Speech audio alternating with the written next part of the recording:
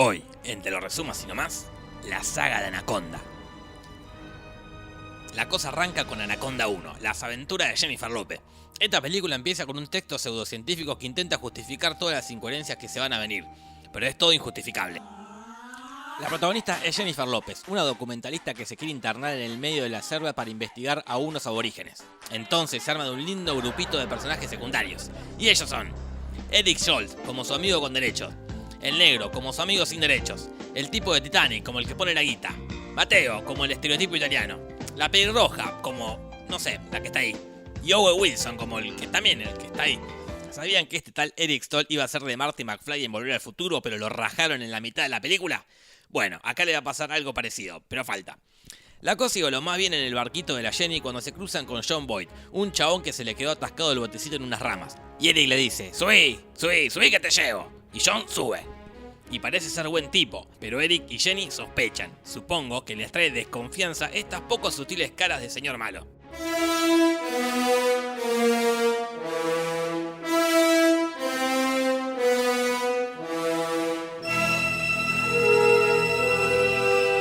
El tipo es un cazador oriundo de Paraguay. Where are you from, Mr. Jerome? Paraguay. Y mientras averiguo de qué zona de Paraguay es ese acento, te cuento que en un momento Eric se mete al agua a filmar no sé qué cosa y casi se ahoga. Claro, lo que pasa es que se le metió una avispa de agua en la garganta y lo dejó en coma. Y así va a estar, hasta el final de la película. O sea, el chabón apareció y a los 20 minutos lo meten en coma y vuelve a aparecer recién al final. Pobre tipo, está destinado a desaparecer de las películas.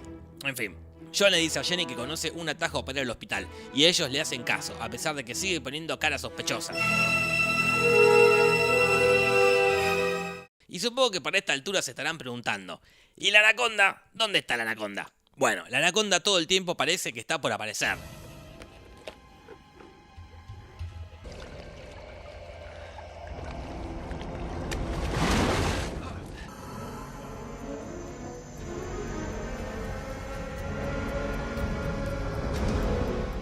Pero no aparece. Hasta que aparece recién a los 40 minutos y empieza la matanza.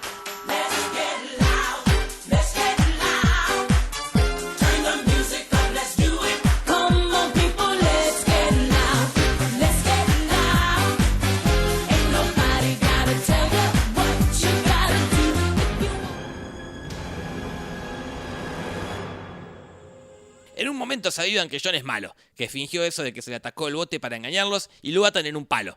Pero el tipo pega un salto imposible y ahorca a la pelirroja, y se escapa. Entonces Jon va a matar a Jenny, porque Jenny le metió unos tiros a la viborita. Y cuando Jon la está por matar a ella y al negro, aparece la salvación.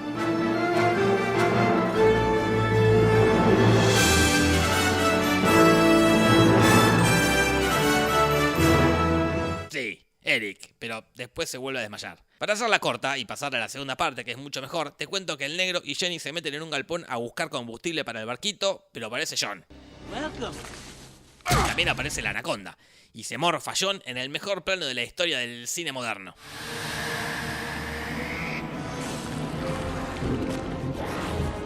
Pero después lo vomita, y el chabón guiña el ojo. Rarísimo. La cosa termina con la anaconda prendiéndose fuego en una chimenea y muriéndose. Adiós, anaconda, que la fuerza te acompañe. Y si esta película te pareció mala y barata, agárrate de la mesa cuando te resuma Anaconda 2, La Venganza. Esta película transcurre en el mismo universo que la anterior, pero no aparece ninguno de los personajes. En su lugar, hay otro grupo de personajitos genéricos que no te encariñás con ninguno. Ni siquiera supe cómo se llamaban. Ellos son unos empresarios y científicos de una industria farmacológica que quiere buscar una flor que parece que te da la vida eterna. Sí, la vida eterna. Entonces contratan a este musculoso y a este Liu Kang para que lo lleven en un barquito por los peligrosos ríos de no sé qué país tercermundista. Al igual que en la 1, la anaconda no va a atacar hasta el minuto 40. Durante todo ese tiempo van a robar con subjetivas de la anaconda.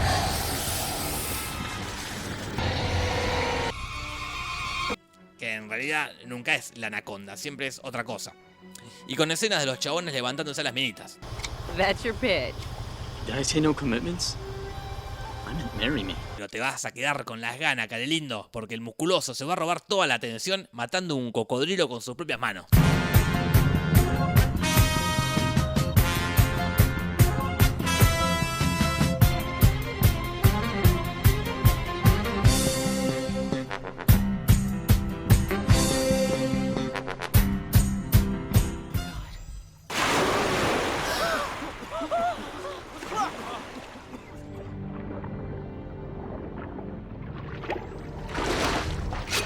sí, le ganó el cocodrilo. Jack, thought we decided against that. No, flaco, no entendiste nada. El otro tipo mató a un cocodrilo, no tenés chances. Y además se afeita con un cuchillo. Ya está. Bueno. En un momento la cosa se complica porque el barquito se cae por unas cataratas y se hunde. Entonces la muchachada tiene que seguir a pata. Ahí creo que se murió uno, pero la verdad no sé cuál. Entonces el musculoso llama por celular a un amigo que tiene otro barquito para que los pase a buscar. Después siguen caminando y acá sí, la anaconda computarizada ataca.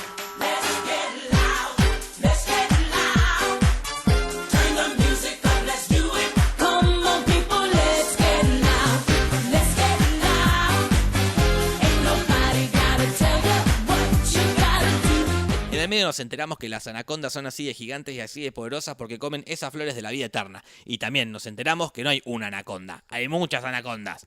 Pero no importa esto, porque la película termina con la morocha matando a todas en una explosión. Y después, ella y los pocos sobrevivientes se van en una balsita.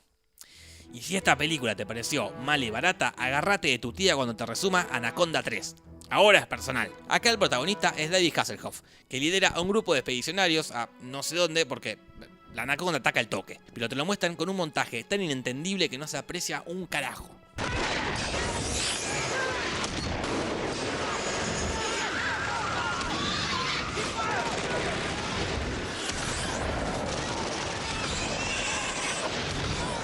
Ellos trabajan para este viejo mafioso que es el dueño de un laboratorio que está estudiando una flor con propiedades curativas. Y voy a creer que es la misma flor que la película anterior para darle algo de continuidad porque acá no aparece ninguno de los personajes anteriores.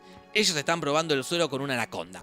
Y el suero la hace más grande, más rápida y más fuerte. A ver, ¿por qué malvada? No tiene sentido que la haga malvada. ¿Y por qué llegaron a eso? Bueno, para la trama sí tiene sentido porque al toque se pone loca y mata a uno de los científicos.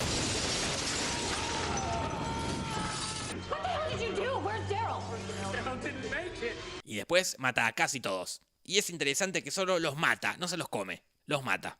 Los mata y después se escapa. Después lo vemos a David que está en algún lugar de Rusia y es importante destacar que los exteriores lo sacaron de otro lado porque la imagen es diferente. Medio raro, aunque no tan raro como este croma. Todo esto es una excusa para hacer un rejunte de personajes, meterlos en la selva para que la anaconda los mate de a uno.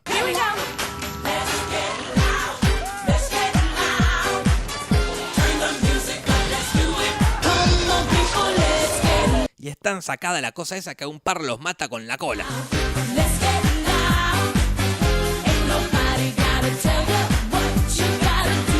Al final queda la rubia y David Hasselhoff, que van con una bomba para matar a la anaconda. Y parece que son re amigos, pero... David es re garca, porque el viejo en realidad lo contrató a él para que traiga viva la víbora. Pero la rubia no es ninguna gila, y lo faja a David.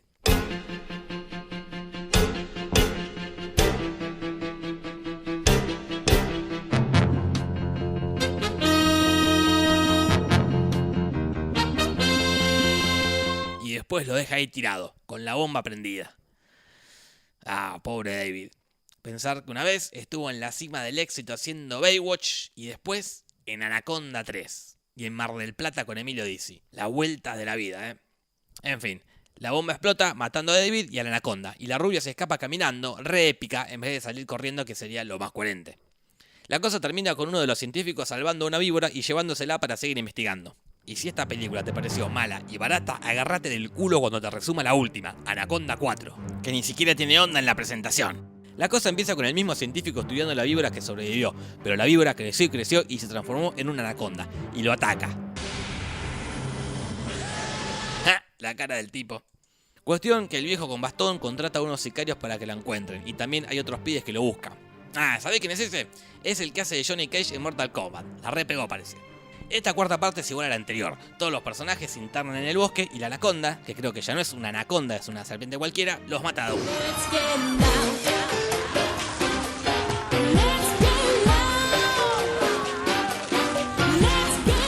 Después, la rubia le mete una bomba en la boca y la explota.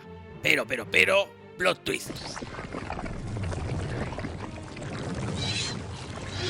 Sí, se regenera. Pero después la vuelven a matar con una bomba y parece que la mataron para siempre. Aunque vuelve a aparecer de nuevo.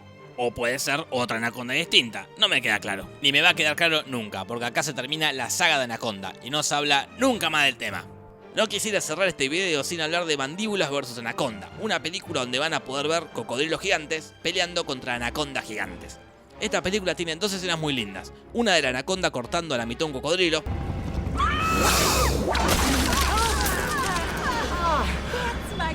y otra de un cocodrilo tirando al cielo una anaconda tan fuerte que derriba un helicóptero.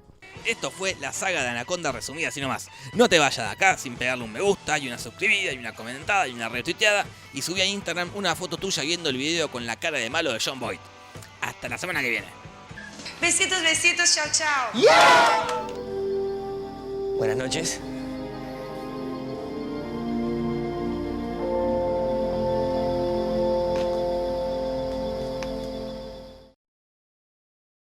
Odio las serpientes, ¿vale? No se trata de ninguna serpiente. Es de una especie desconocida.